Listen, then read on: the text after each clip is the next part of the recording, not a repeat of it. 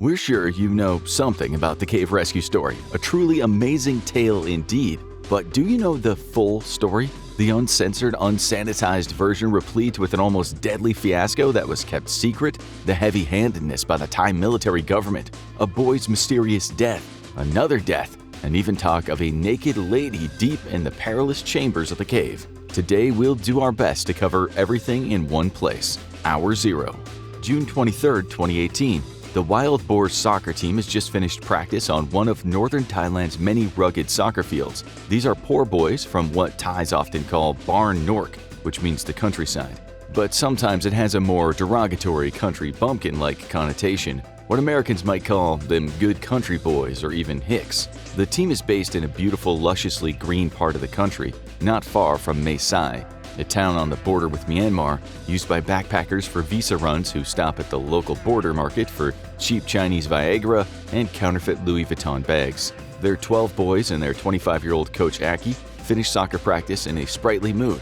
Some of the boys are so excited they barely even eat any of the kilogram of sticky rice and barbecue pork that Aki has brought. They're excited because today they're going to visit the Tam Luang Nang Non Cave at the foot of the Doi Nang Non mountain range. Some of these boys, who are aged 11 to 16, are stateless, in Thailand without their parents, moved on from Myanmar in search of a better life. Getting their hands on Thai citizenship is forever in their minds, but that's easier said than done. Some of them have had it hard, including T, Aki's 16-year-old assistant, who without Thai citizenship is unable to travel freely throughout Thailand. His parents sent him from war-torn Myanmar so he could get a better education. Coming from Myanmar, where the standard of English is generally better than in Thailand, T can speak a little bit in English, as can 14-year-old Adun. They've both never really met a Westerner before, a Farang as they're called in Thailand, to practice their English. T and Adun are going to play a big part in what happens, as will Dom, the team captain, a promising soccer player who dreams of one day playing in England. Remember that name. We'll talk about the sad mystery of that lad later. Hour 1. The boys cycle past beautiful orange groves of the countryside toward the entrance to the cave. Some of them look at the sign with a feeling of trepidation. Danger, flash floods. This cave floods during rainy season. But Coach Aki knows the heavy rains usually come a bit later in July, when the cave can flood up to 16 feet. Even the best cave divers in the world wouldn't risk going down there at the height of the rainy season. He won't take them too far though. Titan, the youngest member of the squad, has a special class later in the afternoon. Also, the goalkeeper, Knight's 16th birthday, just happens to fall on this day. The cave adventure is partly in celebration. Unbeknownst to Knight, his parents have got him a bright yellow SpongeBob SquarePants cake. Aki's plan is to be in and out in an hour, a plan secretly arranged on a WhatsApp chat group. It won't look good for Aki if he leads 12 boys into trouble. He's also a non-Thai citizen, which in Thailand can make life a bit of a tightrope walk, to say the least. Aki wouldn't ever look for trouble. He's a good kid with an absolutely brutal past. They all why or respectfully greet the lady of the cave, the legend of Nang Non. The myth says she was a princess who fell in love, only for her lover to be killed by her raging father's army, and her death followed shortly thereafter. Legend has it she was pregnant at the time. When she laid down to die, she formed the mountain range, which now looks like a pregnant lady lying on her back. Her blood, goes the legend, is the water that gushes through the caves. Such superstitions, you'll soon see, carry a lot of weight in this part of Thailand. The boys laid down their bikes at the entrance and ditched their bags, only taking torches for the pitch-black interior. It's been sunny so far today, but as they walk through the entrance, they smell that unmistakable scent of rain on the way. Hour 2. T is leading the way. They tease him about his new girlfriend. When he suddenly becomes serious, he's forgotten which way to go at the T-junction. He shouts, "Shipai, damn!" The little river below their feet has just started becoming a much deeper river. They walk back and forth in the water. Suddenly the water rushes in. It's a flash flood, and they have little time to deal with it. Aki now knows this is not good. He pulls a rope out of his bag and connects it to his body. He tells all the boys he'll swim under the water to find the other side. Some of them can't even swim. Aki jumps in. The water's moving so fast that he gets taken by the current. The rope stays under for way too long, so they pull the rope and drag him out. He's coughing up water. That was close. He tells them there's no way out. They'll have to wait for the water to recede. Hour 3. It's raining as one of the national park workers sees the bicycles outside the cave. Bags and soccer cleats are scattered around. Some boys must have entered the cave, he thinks. He knows from experience this could mean trouble. Hour 4. The national park worker has brought some army rangers with him to the entrance. They go through the bags to find soccer cleats, some of which are quite small. They find a phone in one bag. There's no way someone would leave a phone behind for such a long time. These kids must be stuck. They go as far as they can into the cave, but it's too dangerous, so they turn back and call for help. Inside, the kids wait for the water level to go down. Titan's going to miss his special class. Aki tells everyone to stay positive and keep calm. They'll get out soon. Hour 6. Their parents are worried out of their minds. They're now at the cave, shouting into the darkness. Inside, the boys are having to walk further back as the water keeps rising. Hour 10. For that first night, the boys sleep with their flashlights on. They can't see a thing without them. They at least have spare batteries. They huddle together as they fall asleep. It's so quiet they can hear the beating of their hearts. Aki is wide awake. He feels ashamed. It started to dawn on him that he might have led the kids into some real danger. Day 2. The cave entrance is now packed with park rangers, parents, and locals who've come to help. Thai soldiers are trying to set up small water pumps. The technology they're using is in no way sufficient for the job. It's raining hard now. The water that's entered the cave through the many holes in the mountain has now formed a raging river that surges to the cave entrance. Royal Thai Navy SEAL divers turn up, but this is an alien environment for them, as it is for 99.99% of the world. Some of the boys slept okay, woke up by 6 at T's watch alarm. "Don't worry," says Aki, "someone will come to rescue us soon." Outside, the Thai Navy SEALs try and formulate a plan, but they know that even with diving equipment, this is incredibly dangerous. They go into the water but soon come out. It's almost impossible to swim against the surge. At the entrance, people are now setting up industrial-sized water pumps. Thai TV crews have been mobilized to the scene. The governor tells the camera that every minute is important. Titan's mom screams into the cave, "Son, come home," hoping her son might be able to hear her. As the story is broadcast on CNN around the world, the boys huddle together that night to sleep. They're really hungry, wishing they'd eaten more of that pork and sticky rice yesterday. Day 3. News channels all over the world are telling the story in just about every language you can think of as helicopters fly overhead. For Thai military government officials with a history of trying not to lose face, sometimes by means of oppressive censorship, this is a big nightmare. The world is watching them. A 63-year-old British caver known as Vern Unsworth has just turned up. He's an expat who lives in the same province. He knows the cave well since he's surveyed it before. He was actually scheduled to come to the cave anyway to check the water level. As soon as the boys ended up on national news, he got a call. His first thought was if the kids are trapped and the cave is flooded, they might already be dead. While there are now hundreds of Thai military personnel, scores of officials and rescue workers at the scene, Unsworth's the only one that knows the cave inside and out. Cave diving isn't really a thing in Thailand. There are probably only a few hundred cave divers in the entire world, and for good reason. It's an insane hobby. Only about 75 people in the entire world cave dive on a professional level. Unsworth explains to Thai officials that there's a ledge not far from the entrance where he hopes the boys are waiting. That just so happens to be where the boys are currently. It's about 200 meters from the entrance, but the Navy SEALs can't get that far. Unsworth knows there's only one thing to do now. Day 4. T's alarm goes off again at 6. The boys get up and walk as far as they can in the hope that they can find a way out. After that, they sit down and meditate. Aki knows all about meditation, a practice he learned through tragedy. His younger brother died when he was still young. His mother, suffering from extreme grief, passed away soon after. His father then died, leaving Aki an orphan at the age of 10. He knows what sorrow feels like. He also knows how to meditate. He was taken in by a local temple, as can happen in Thailand when relatives can't look after orphans for lack of funds. After meditation, they talk about their favorite foods. Last night, one of the kids was awakened by another kid sucking his toe in his sleep. They are absolutely starving. They might be poor, but as is often customary in Thailand, most people can cook up a storm. In Thailand, even the poorest folks eat well. The boys have very little energy, but there's plenty of fresh water gushing down the cave walls. That night, Aki stays awake again. What bothers him the most is not that if they all die, he'll be blamed, but the fact that it'll be his fault, that he's left the parents with all the grief. He knows from experience what that'll feel like. What he doesn't know is that Unsworth is outside explaining that the floods had come 3 or 4 weeks early this year. The boys could not have known when they walked in what kind of danger they were in. Unsworth tells the governor, wrong place, wrong time. It'll have happened very quickly. You can't blame the coach. As all this is going on outside the cave entrance, the Thai government is asking the U.S. government for help at the U.S. Embassy in Bangkok. The ambassador, Glenn Davies, declares a disaster. The U.S. Department of State then issues an executive secretary memo to the Department of Defense asking for help. The DoD talks to the Special Operations Command in Hawaii, and before you know it, the U.S. Air Force's 353rd Special Operations Group in Okinawa, Japan is preparing to fly to Thailand.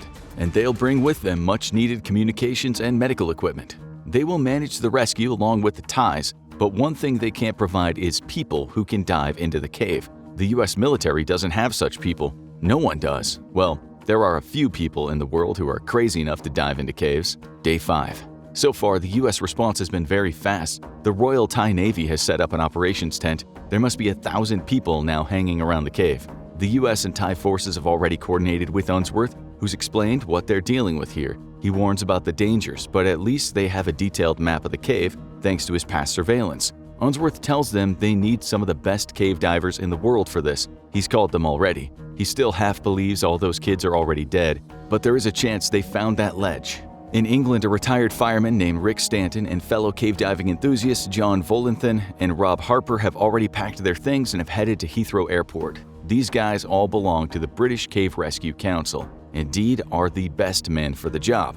They've pulled bodies out of caves, sometimes live ones, sometimes dead ones. Stanton, often called the best cave diver in Europe, has extricated 9 dead bodies from caves in total, including when the body was that of his close friend. He's flirted with death many times, but he knows when a dive is just too risky.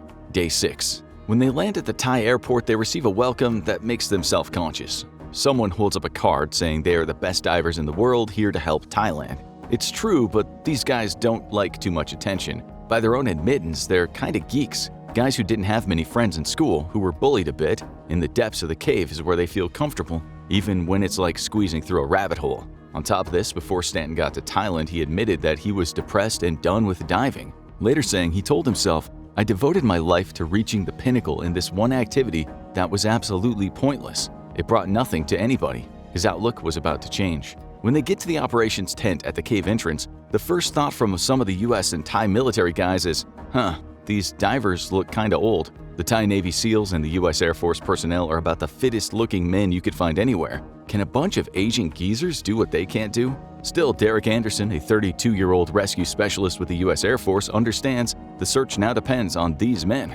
All around the thick jungle, Thai locals and military are now looking for chimney systems that might lead into the cave. Thai and Indian engineering experts are using machines to move water away from the mountainside toward nearby fields. This will destroy many farmers' livelihoods. We'll talk about this later. Above, helicopters still fly, trying to assess where they might drill into the complex. The parents take an altogether different approach. They pray to Nangnon, the spirit of the cave. Some of them think they must have bad karma. They'll even bring a famous monk to the rescue site, which, to be frank, annoys the British divers a bit. Monks, they think, won't save those kids or save them. That night, the boys say they love each other. They've never said anything like that before. They start talking about death until Aki tells them they must stay positive. Just then, they think they hear something. Is it a helicopter? Is it people? They walk forward a bit, some of them get excited. Whatever it is, it's coming toward them. Suddenly, a huge gush of water comes out of nowhere. Aki shouts, "Run, run, run!" He goes last, pushing the boys from behind. They find a bit of dry land, kind of a raised part in the cave. Each of them scrambles up it. Aki waits and jumps at the very end. He's about 1 second away from being carried away by the water to certain death. Now they're on an island. They won't move again from here. They don't know it, but this is Chamber 9, Day 7. As wonderful as it is to live in Thailand, and as friendly as the people are, it's a bureaucratic nightmare on steroids. Unbelievably, someone this day mentions that foreigners can't volunteer in Thailand if they have a non-O volunteer visa, and they need a work permit to do this, which would take ages to get. Thankfully, it doesn't stop the foreigners from helping, but down the line it'll mess with how other foreign volunteers in Thailand get their visas. 1,000 foreign volunteers in Chiang Mai will be told by the work permit office they no longer need work permits for volunteering. But then immigration will say no work permit, no visa. It's not a big deal right now, but the strange rules and seemingly irrational contours of Thai officialdom will soon wear out the patience of some of the foreigners that are helping with the cave rescue. Thai officials also don't want the deaths of foreigners on their hands. At first, they thought twice about allowing the British divers in. The Thai Navy SEALs have already laid some lines in the cave, but they haven't progressed much. The Americans, the Thais, the British divers, as well as water drainage experts from Japan, 6 rescue operation experts from China, rescue experts from Laos and Myanmar, and 6 divers from Australia hold a meeting. After some debate, it's decided the British divers will try to go farther into the cave. Outside, the rain is pouring down. They never usually attempt anything like this. What happened next hasn't been talked about much in Thai media and Thai documentaries. The British team dive, laying lines going deeper into the cave when they stop at a chamber. To their utter astonishment, they find 4 employees of the Thai Well Water Association. These guys had spent 2 days pumping water from the cave when they decided to take a nap. Anyone who knows Thailand won't be surprised about the napping. As they slept, the water level rose and they got trapped. They were totally forgotten by people outside. Had those Brits not found them, they'd probably have died, since the water would have covered them at one point. Surapin Chaichompu, who was part of the team, later explained how the Brits gave them a 30-minute lesson on how to dive. Luckily, they were going with the current, and they were only 40 seconds away from the entrance. This seldom reported major detail is now called the First Rescue. One of the only Thai media companies to report the event, an English-language publisher that's gotten into trouble many times over the years, called it the Untold Rescue. The vast majority of Western media didn't even bother to report it. What's even crazier and now slightly amusing is that when the British divers got to the workers, the Brits shouted, "How many of you are there?" The men shouted back, "4." One of the Brits said, "Oh God." The divers right then thought they'd found the kids, and 9 of them were dead already. Chia Chompu later said, "I really owe my life to those 2 divers. If they didn't save me that day, I wouldn't be here today." He said he'd never go near a cave again for the rest of his life. On this day, Stanton's nerves started to boil over when he was told to wear a good luck band that's been blessed by a monk. Someone hands it to him and he throws it to the ground. He's risking his life in that cave, and he doesn't believe a blessing will help. Years of experience help. He later puts the bracelet on when it's explained that the parents will take comfort from this. Day 8. Inside the cave, the boys are trying to dig through the wall. Some of them now have bleeding hands. They mistakenly think if they can dig far enough, they'll get back to the orange groves. They aren't even close, but they start making plans anyway. One of them says, "Okay, so we'll dig our way out, grab some food on the way home, and I'll see you next week for soccer training." They have absolutely no idea the whole world is talking about them. Then another boy asks, "What if an asteroid hits the Earth? That would get us out." Someone then says, "What would you do if a totally naked woman just walked in here?" Another boy replies, "I'd make her dig." They all laugh, but it's a strange kind of laugh. They're losing hope, driven kind of half mad in the dark, seeing and hearing things that aren't there. More rain falls. British divers are now saying it's almost impossible to go against the current. In the darkness, they can only pull themselves along the wall. It's like being inside a giant spinning machine filled with muddy water. They come out of the cave and tell the operations tent that they don't think they can do much now. It's now a recovery operation, they say, not rescue. They will go back to England, they say, but are immediately asked if they will stay, if just to give the Thai parents some hope. They agree but cancel any diving operations. When asked if anyone could dive in there, they all reply at the same time, no. They weren't expecting a miracle to happen. Day 9. That monk blessing the operation may have worked after all. The water flow calms down in the cave, so the Brits go back in. This time they go for broke, trying to reach the T-junction. At this point, the Thai SEALs are bringing oxygen canisters to the 3rd chamber. Just this journey alone is perilous, especially when you're not a trained cave diver. There are now also Danish, Finnish, Belgian, and Canadian helping with the dives. The parents haven't slept a wink. They've been offered sleeping pills but won't take them. They now admit to themselves that the chance of survival is slim. Barely anyone now thinks they'll find those boys alive. On the ledge, the boys sit quietly. They have no energy to joke anymore. They each feel death in their bones now. One of them asks, "Do you think everyone forgot about us?" Another says, "Whoever dies first will be eaten by the rest of us, okay?" Someone agrees, and Aki tells them again to try to stay positive. Day 10. The British team walks toward the cave entrance for another day's diving. When the Belgian diver comes out, he tells them the water current is so much slower today, so he thinks they'll finally be able to get past the T-junction. The Brits are still hoping the kids could be on a sandbank named Pattaya Beach. It's the British diving duo Volanthen and Stanton who set off. Those two partly hold the European record for the longest penetration dive, 8,800 meters or 28,900 feet, but they would never attempt this Thai cave dive had those kids not been trapped there. They get to Pattaya Beach, and when they surface, their hearts sink. There's no one there. They are 90% expecting that all they'll find now are bodies, but they go on until they reach about 2.5 miles into the cave. This has already taken about 6 hours. Some of the gaps they've had to squeeze through are insanely tight. They are completely worn out. The boys think they hear something, although they've been hearing things for days now. But then the kids see lights in the water. Volanthen rises from the water like Excalibur. He can see the kids crouched on a ledge. He cannot believe his eyes. He has to tell himself this is real. "How many of you?" he asks, to which he hears 13. He replies, "Brilliant." It's an interaction that will go down in history. Speaking in Thai, the boys keep saying, "Tell them we're hungry, tell them we're hungry." One asks Zaki if it's impolite to ask for chocolate. They ask the guys how long they've been down here and if they can leave right away. Stanton says, "Not today, there's 2 of us. You have to dive." The boys, now excited as anything, believe they'll be out soon. They even make a plan. They say that the kid who lives the furthest away from the cave should go first, and then it's fair because they'll all get home around the same time. They have no idea that the most dangerous part is to come. Day 11. After the divers went back with that video, the entire world let out a collective sigh of relief. The parents cried for joy. But what they and the world didn't know is those divers' hearts were heavy.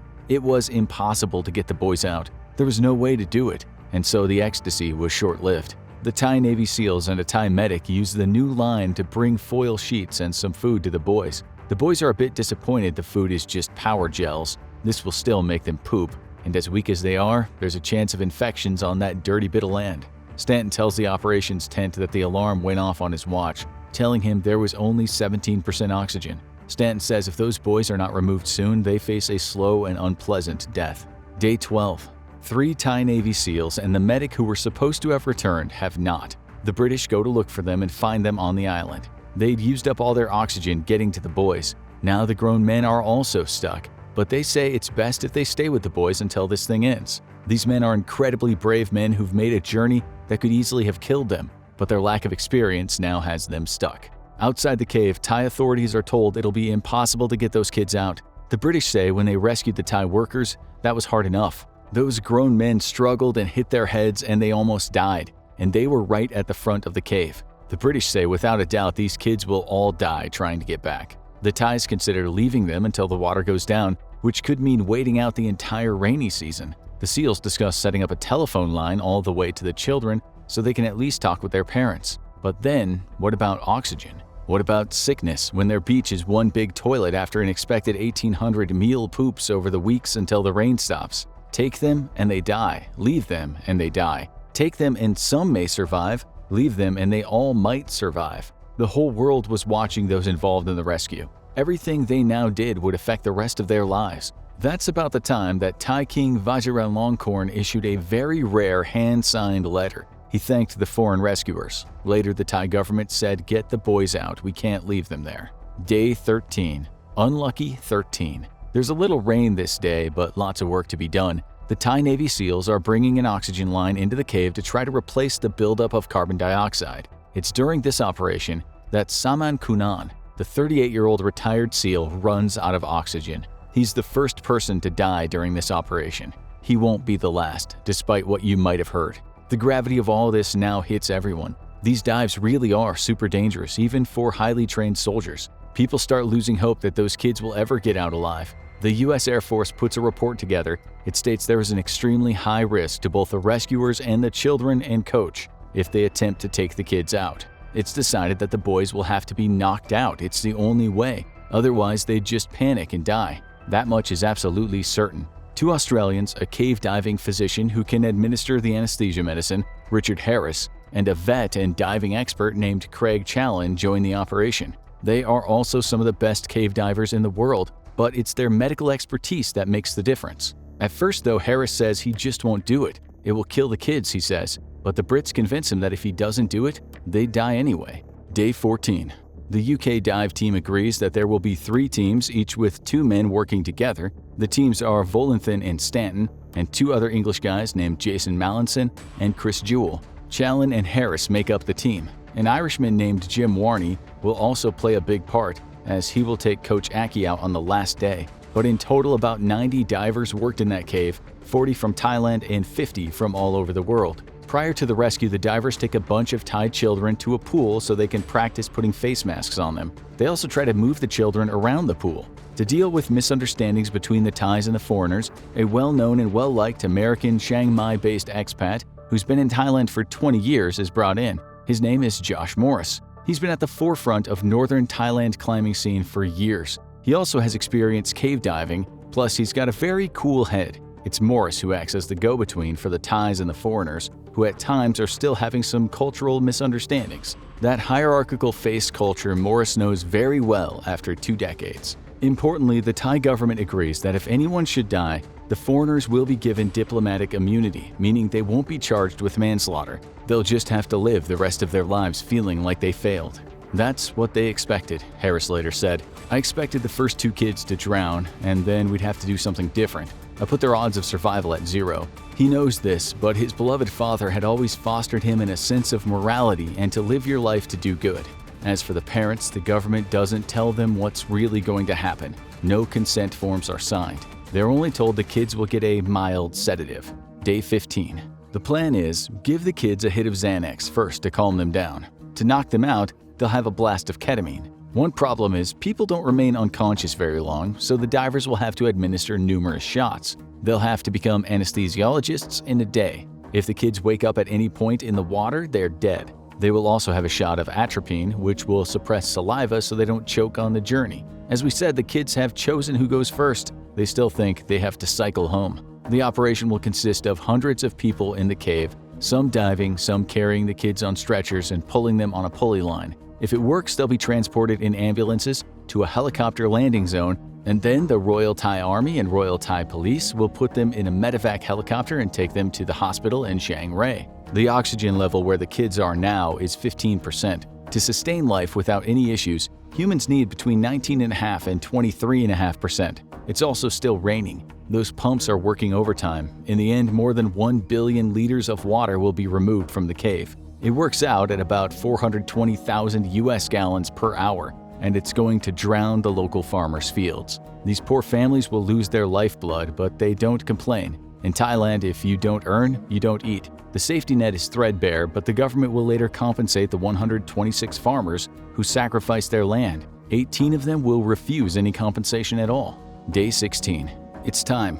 4 boys will be pulled out today by 4 divers. They will head to the 9th cavern where the boys are, setting off at 10 a.m. in the morning. The 6 cave divers will go from Chamber 9 to Chamber 3, where they will be handed over. After 3 hours of diving, the first diver starts the process, putting the first kid into a wetsuit and a buoyancy jacket, and a positive pressure full-face mask is placed on him. These kinds of masks mean that if there's a leak, it pushes water away, not in. The diver then straps a cylinder with 80% oxygen to him, and he starts pulling the boy along with a handle that's been attached to the wetsuit's back. Threading their way through the waters, the divers negotiate the smallest bits by pushing the boys in front of them. If the masks the kids have on hit anything, they're in trouble. The divers have to feel their way through the cave, knowing that just one stalactite or stalagmite could hit the mask or something else and kill these boys. Every 45 minutes, the divers stop in a chamber to give the kids more ketamine. When they get into dry sections, other divers take the kids by stretcher. Their wetsuits are removed in these parts so their vital signs can be checked. The first kid gets to Chamber 3 and he's taken out over that long chain of people. When he emerges on a stretcher at 5:40 p.m., the crowd outside cheers, although some of the parents are concerned as the kid isn't moving or speaking. 3 more boys are out by 7:47 p.m. None of them will remember a thing about the trip. Day 17. Another 4 boys are removed. Volantin had a spot of trouble with the last kid. He got tangled in telephone wires and had to cut the unconscious boy loose. A Danish expat named Ivan Karadzik, who had the sport of the divers, lost the line. His helmet strap had started seriously choking him, and he lost the line in the struggle to get the helmet off. It was just good luck that he found the line again in the pitch-black darkness. Day 18. There are 5 to take out today, 4 boys plus the coach. Aki refuses to go before the boys, but he's told he'll have to. The last boy will be a special operation. One of the issues now for the divers is that if just one boy dies, how will they look his parents in the eye? The British diver Chris Jewell is involved in one of the last rescues. He loses the line in the dark, going from Chamber 4 to 3. He's lost the line for good, and in cave diving, that can often mean death. He does manage to find an electrical cable. He follows that to a chamber, not knowing where he is. Thankfully, Harris arrives in the chamber soon after with his kid. Jewell is in a state of shock, so Harris takes over. That last kid is Mark. He's the smallest. He bragged to the others that going last was going to make him pretty damn cool when he got back to school. Unbeknownst to him, the divers aren't sure he'll get out alive. His head is too small for the mask, and no matter how hard they try to tighten it, they can't get it to stick. Mark is lying there unconscious. His diver, Mallinson, knows there's no time to get another mask from outside the cave. He doesn't want to leave the boy alone anyway. He later said it was a case of getting him out. A bit brutal, but dead or alive. In the end, he has to use a mask that barely fits, which means that even with the slightest tap on the cave wall or on some other hazard, it will just slide right off. Even worse, they couldn't dilly-dally because there was a very real chance those weak boys could become hypothermic. Mallinson, Jewell, and Harris are the last divers to get to Chamber 3. They're met by hundreds of rescue workers from Thailand, the US, Europe, China, and other parts of Asia. Everyone screams and claps for joy. It's over. Well, not quite. The 3 Navy SEALs and the Thai doctor who'd stayed with the boys until the end still have to get out. They do it without any problems. Indeed, brilliant. After the last boy was rescued, the pumps failed and Chamber 3 started to flood. Had they waited any more time, the rescue would have been called off. It would have then been a few months before anyone could enter again. People call the Thais superstitious, but you have to admit, this felt like a miracle. Harris calls home in Australia to tell his parents about their success. He's still so worked up, he excitedly rambles on and on, for his mother to stop him in his tracks. "Son," she says, "your father passed away last night." But there's more to this story. What happened after the rescue? The Thai government did indeed keep close tabs on the story, even controlling who got the film rights. As one filmmaker in Thailand said, the Ministry of Culture were the custodians of the children's rights. They signed a deal with Netflix and wouldn't allow any other creatives near the kids. When Thai filmmakers were eventually allowed to make a movie about the event, the government had to approve it. But the government did a commendable job in the end, and they did at least give the stateless boys Thai citizenship. A sad part of the unspoken tale is that a Thai Navy SEAL died. He was Petty Officer Bairut Pakbara, who got sick after contracting a blood infection from the cave. Also, the Chiang Rai governor, who was rightly praised for his actions, died from cancer in 2023. Unsworth later sued billionaire Elon Musk for libel.